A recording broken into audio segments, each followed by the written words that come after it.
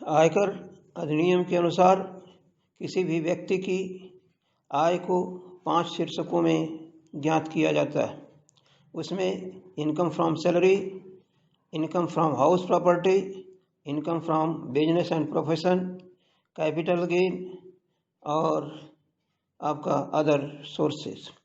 ये 5 शीर्षकों में कौन कौन सी मदें शामिल की जाएंगी वो आयकर अधिनियम की धारा 224 में इसका डिटेल, इसका वर्णन दिया गया है। लेकिन उसमें से कुछ मदें हम आपको यहाँ बता रहे हैं, ज़्यादातर मदें कवर हैं। क्या है इसमें? पहला पॉइंट, प्रॉफिट एंड गेन्स, लाभ एवं प्राप्तियाँ। कोई भी व्यक्ति कोई ऐसा कार्य करता है, ऐसा अनुबंध करता है, ऐसा एग्रीमेंट करता है जिसमें उसको संपन्न करा करके उसको कंप्लीट कराने में उसको लाभ होता है या उसकी कोई प्राप्ति होती है, तो वो प्रॉफिट एंड गेन्स के नाम से जाना जाएगा। और ये आपके इनकम फ्रॉम अदर सोर्सेज में कर योग्य होता है अगर उसका ये रेगुलर बिजनेस नहीं है। अगर रेगुलर बिजनेस है, नियमित ये व्यापार करता है इस प्रकार का, तो वो जा कर के आपके income from business and profession में होगा। इसके बाद डिविडेंड, लाभांश। कंपनियां अपने लाभ में से लाभांश अंशधारियों को देती हैं। जो भारतीय कंपनियों से लाभांश प्राप्त होता है वो आयकर अधिनियम के अनुसार कर मुक्त होता है।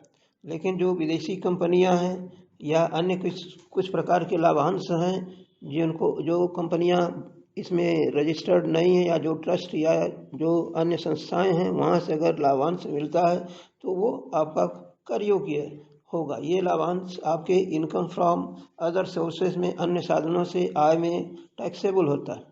इसी प्रकार से किसी पुण्यार्थ या धार्मिक उद्देश्य के लिए कोई ट्रस्ट स्थापित है और वो ट्रस्ट को स्वेच्छा से जो चंदे प्राप्त होते हैं वो आपके कर योग्य होंगे। Voluntary contribution received by a trust created Holi और पार्शियली फॉर चैरिटेबल और रिलीजियस पर्पस। इसके बाद perquisites under salary income. Salary income income tax का मुख्य हेड है, शीर्षक है। जितने भी व्यक्ति सैलरी अर्न करते हैं, सैलरी जिनको मिलती है वो इनकम फ्रॉम सैलरी में उनके टैक्सेबल होती है। बेसिक सैलरी के अलावा उनको तमाम तरह की सुविधाएं मिलती हैं। नकद न देकर के वो काइंड्स के रूप में दिए जाते हैं जिनको हम अनुलाभ कहते हैं। जैसे रहने के लिए मकान की सुविधा दी जाए, आने जाने के लिए गाड़ी की सुविधा, व्हीकल की सुविधा दी जाए, तो ये अनुलाभ होता है।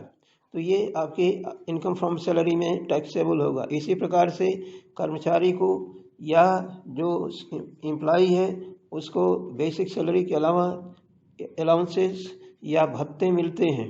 वो भत्ते आपके टैक्सेबल होते हैं। जैसे मकान रहने के लिए मकान किराया भत्ता मिलता है, एजुकेशन अलाउंस मिलता है बच्चों की शिक्षा के लिए, या आने जाने के लिए कन्वेंस अलाउंस मिलता है। इस तमाम तरह के अलाउंसेस या भत्ते आते हैं। इसके बाद जो बेसिक सैलरी या वेजेस, ये सब आता है इनकम फ्रॉम सैलरी के अंतर्गत। कैपिटल गेन पूंजी लाभ होता है। कोई संपत्ति चाहे वो दीर्घकाल की हो चाहे अल्पकाल की हो, अगर वो बेची जाती है और बेचने में जो लाभ होगा तो उसको जो है हम पूंजी लाभ शीर्षक में कर योग्य करते हैं। इसी प्रकार से अगर कोई व्यक्ति अपना व्यवसाय चला रहा है, व्यापार कर रहा है, तो उस व्यापार या व्यवसाय में जो उसको लाभ होगा, प्रॉफिट होगा, वो व्यापार और पैसे से आय शीर्षक में कर योग्य होता है। फिर इसके बाद इनकम फ्रॉम अदर सोर्सेज, अन्य साधनों, यानी कि हाउस प्रॉपर्टी, मकान संपत्ति की आय, वेतन से आय, ये सब छोड़ करके अगर कुछ इनको इनकम बच जाती है तो वो इनकम फ्रॉम अदर सोर्सेज में शामिल की जाती है। हम बताना चाहेंगे कि किसी भी प्रकार की इनकम होगी, चाहे वो रेगुलर हो, इर्रेगुलर हो, या लीगल हो या इलीगल हो, वो जितनी भी प्रकार की इनकम जो पहले के 4 शीर्षकों में हेडिंग में 4 हेड में नहीं आ पाएंगी, वो आपके इनकम फ्रॉम अदर सोर्सेज में आ जाती हैं। कंपनसेशन ड्यू टू रिट्रेंचमेंट, छटनी के कारण अगर क्षतिपूर्ति होती है तो ये क्षतिपूर्ति का नियम दिया गया है कंपनसेशन एक्ट के अंतर्गत कैसे कर्मचारी को दी जाती है, और उससे अगर मिलेगी तो यह जो है आपका इनकम फ्रॉम सैलरी हेडिंग में कर योग्य होता है।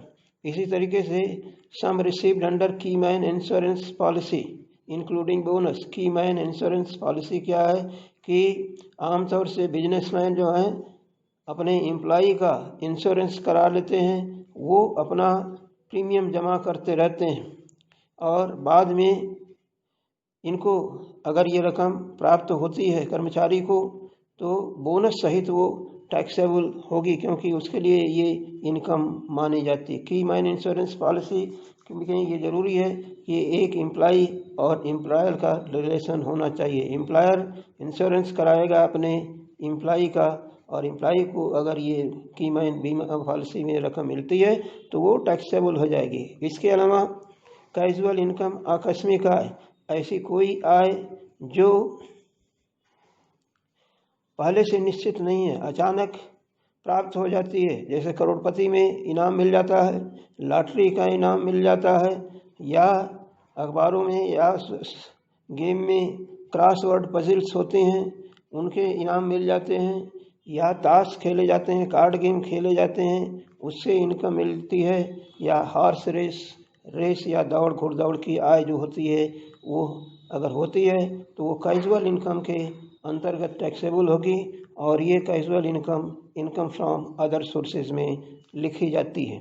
इसी प्रकार से प्रॉफिट इन लिeu ऑफ सैलरी, जो वेतन के स्थान पर कुछ इनको लाभ मिलते हैं रिटायरमेंट के समय कर्मचारी को मिलते हैं, जैसे ग्रेच्युटी है, जैसे आपका कंपनसेशन है, या अन्य चीज़ें जो मिलती हैं वो नियमानुसार, यानी उससे कुछ रूल दिए गए हैं, अगर वो लिमिट से ज़्यादा होती है तो टैक्सेबल होती है इनकम फ्रॉम सैलरी से। या इसके अलावा इनकम फ्रॉम अनडिस्क्लोज्ड सोर्सेज।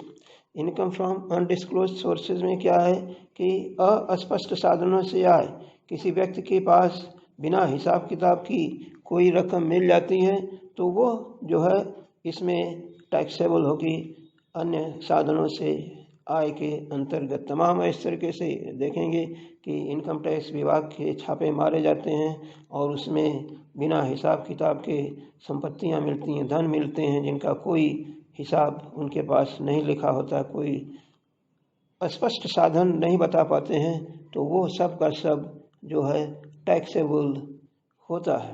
तो इस तरीके से आपके आय के अंतर्गत कुछ मुख्य मदें आपको बताई गई हैं कि इनकम टैक्स में आय का क्या मतलब होता है। धन्यवाद, थैंक यू जी।